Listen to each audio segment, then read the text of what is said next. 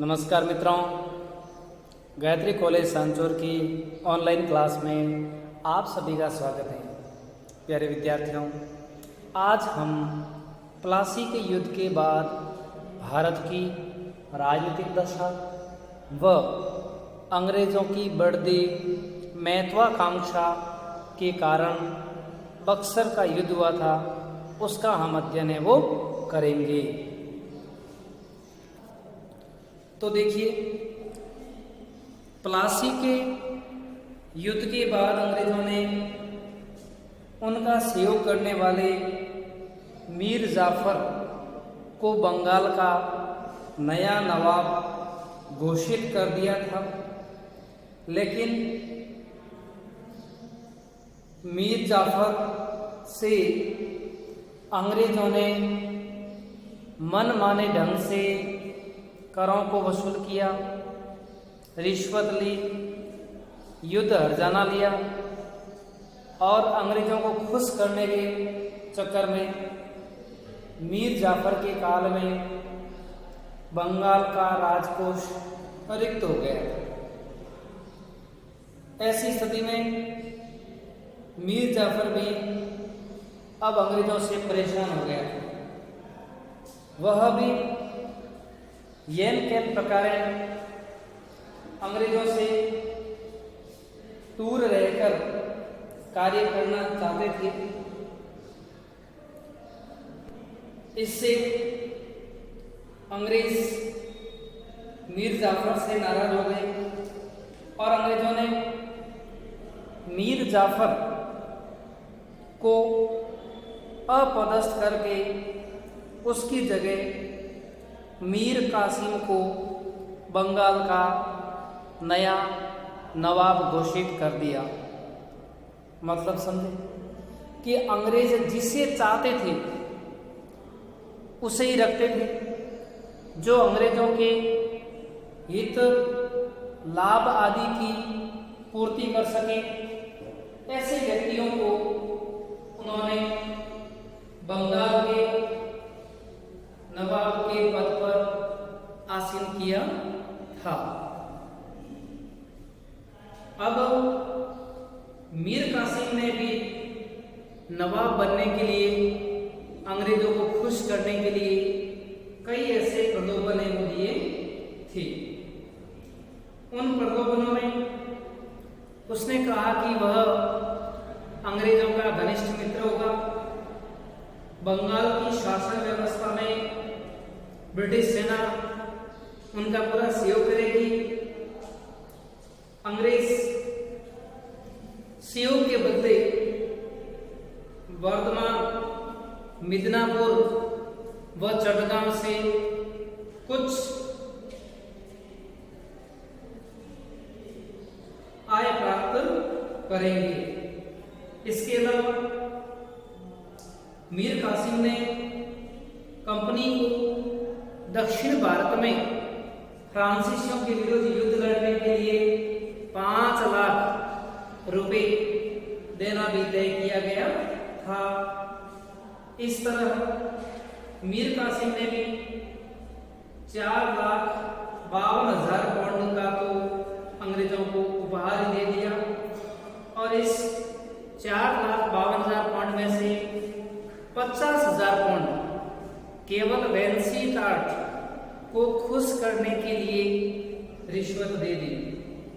27,000 pound Holwell को दिए।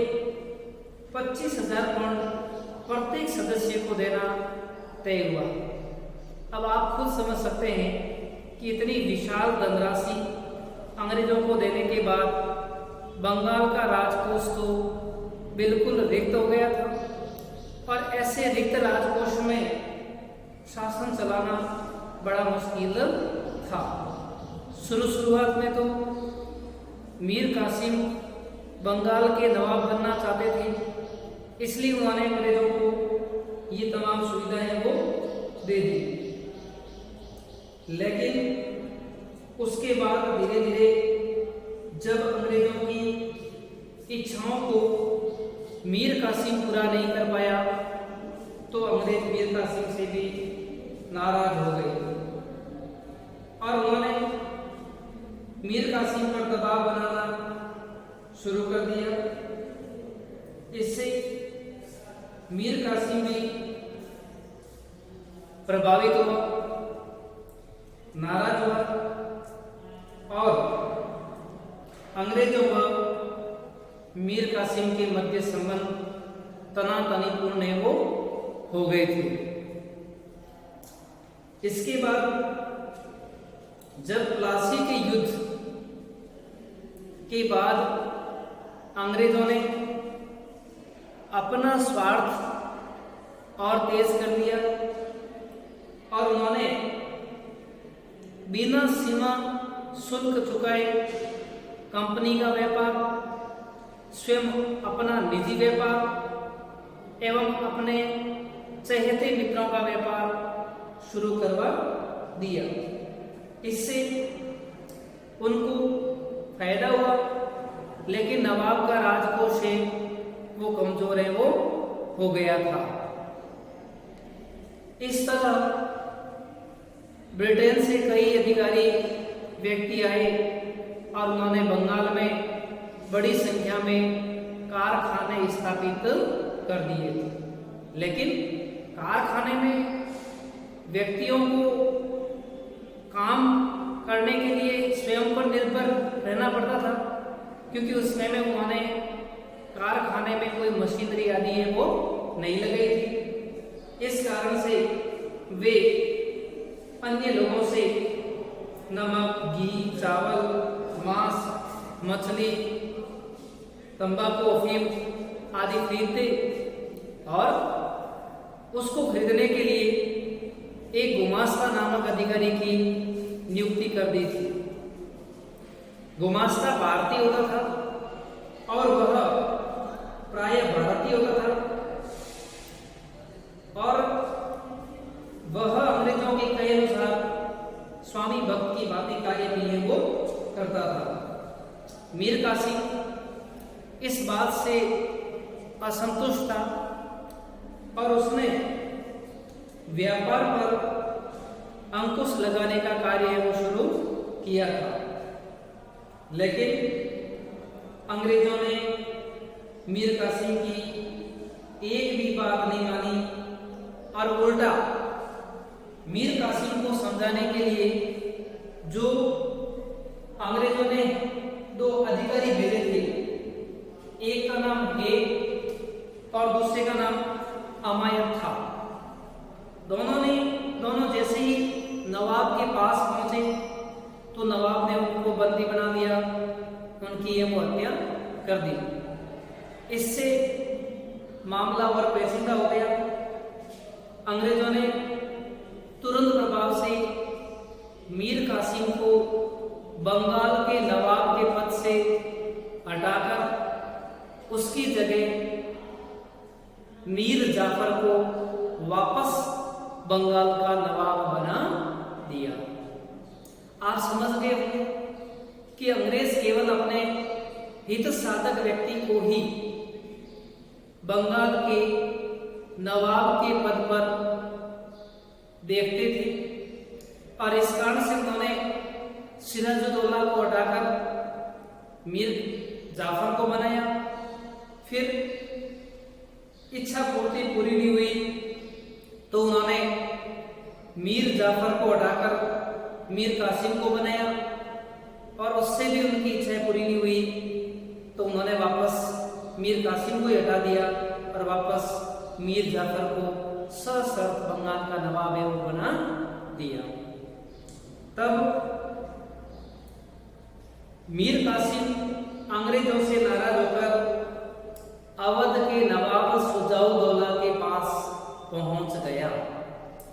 उस समय में सुजाउद्दौला भारत के मुगल शासक शाह आलम द्वितीय के पास था और मीर कासिम ने कूटनीतिक प्रयासों से अवध के नवाब सुजाउद्दौला, भारत के मुगल शासक शाह आलम द्वितीय को अंग्रेजों के खिलाफ युद्ध के लिए तैयार कर दिया।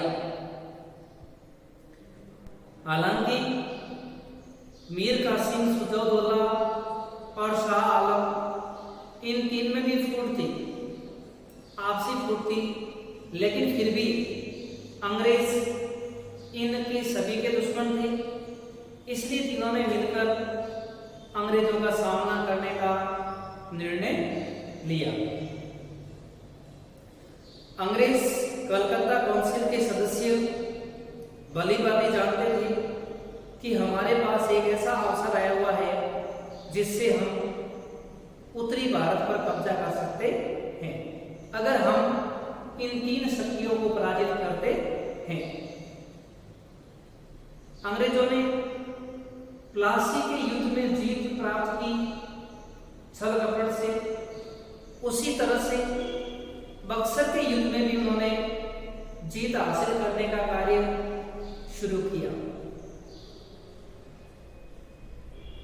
और सुजाउद्दौला के कई मंत्रियों को, सेनापतियों को अपनी ओर धन और पद का लालच देकर मिला लिया। और जब युद्ध शुरू हुआ तो अंग्रेजों ने अंग्रेज अधिकारी मुनरो, याद रखना प्लासी के युद्ध में अंग्रेज अधिकारी क्लाइव था और बक्सर के युद्ध में अंग्रेज अधिकारी कौन था? मुनरो। अंग्रेज अधिकारी मुनरो 8000 सैनिकों के साथ बनारस के पास बक्सर के मैदान में पहुंच गए और वहीं कूटनीतिक प्रयासों से सुजाउद्दौला के कई सेनापति और मंत्रियों को अपनी ओर मिला लिया। इसके बाद एक तरफ तो अंग्रेज अधिकारी मुनरो जिसके पास 8000 सेना, वहीं दूसरी तरफ उसकी 5 गुनी सेना लेकर मीर कासिम, सुजाउद्दौला और भारत के शासक शाह आलम द्वितीय ने युद्ध करना शुरू किया। युद्ध 23 अक्टूबर 1764 को लड़ा गया था। एग्जाम में प्रश्न पूछते हैं बक्सर का युद्ध कब लड़ा गया? तो 23 अक्टूबर 1764 को यह युद्ध है वो लड़ा गया था। इस युद्ध में शुरू होने के 3 घंटे में ही अवध के नवाब सुजाउद्दौला के नेतृत्व वाली सेना पराजित हुई और बाल खड़ी हुई। बक्सर के युद्ध में भी ज्यादा सिपाही हताहत नहीं हुए थे। एक जानकारी के अनुसार अंग्रेजी सेना के लगभग 825 सिपाही एवं सुजाउद्दौला के लगभग 2000 सिपाही मौत के घाट उतरे थे। युद्ध में सुजाउद्दौला पराजित हुआ, अंग्रेजों ने बंदी बना लिया, लेकिन मीर कासिम भागने में वो सफल हुआ था। प्यारे विद्यार्थी, ये पूरा अपन ने बक्सर के युद्ध के कारण, बक्सर का युद्ध और उसका क्या नतीजा निकला वो अपन ने पढ़ा है। लेकिन इस युद्ध का भी महत्व प्लासी के युद्ध से कोई कम नहीं माना जा सकता था, क्योंकि प्लासी का युद्ध जीता था और अभी तक एक बंगाल पर ही अंग्रेजों का आधिपत्य हुआ था। लेकिन अवध को जीतने के बाद अवध जैसे समृद्ध प्रांत पर अंग्रेजों का अधिकार होना उत्तरी भारत में उनकी एक बड़ी विजय को दर्शाता है। दूसरी कि उस समय में नवाब सिराजुद्दौला अकेले थे, लेकिन बक्सर के युद्ध में मीर कासिम, सुजाउद्दौला और यहाँ तक कि भारत के मुगल शासक शाह आलम द्वितीय भी थे और तीनों को एक साथ अंग्रेज अधिकारी मुनरो ने पराजित किया, जो अंग्रेजों के लिए बहुत बड़ी उपलब्धि थी। इतिहासकार ये मानते थे हैं कि प्लासी के युद्ध की जो कमी रही थी, प्लासी के युद्ध में जो कुछ कमियां रह गई थी उससे अंग्रेजों ने बक्सर के युद्ध में वो पूरा कर दिया था। अब अंग्रेज ईस्ट इंडिया कंपनी उत्तरी भारत की एक मजबूत शक्ति बन गई थी। बंगाल और अवध के इलाकों में अंग्रेजों का प्रभाव बढ़ गया था और ये समृद्ध प्रांत अंग्रेजों के अधीन हो गए थे। इस युद्ध के बाद बंगाल का नवाब तो अंग्रेजों के हाथ की कठपुतली बन ही गया था, लेकिन अब अवध का नवाब भी अंग्रेजों की इच्छा पर जीवित था एवं मुगल सम्राट शाह आलम द्वितीय को पेंशनर बना दिया था, अर्थात वह अंग्रेजों द्वारा जो 26 लाख रुपया प्रति वर्ष पेंशन दी जाएगी उस पेंशन से जीवन यापन है वो करेगा। इस तरह अंग्रेजों ने भारत में अपना अधिकार क्षेत्र है वो बढ़ा लिया था। Thank you.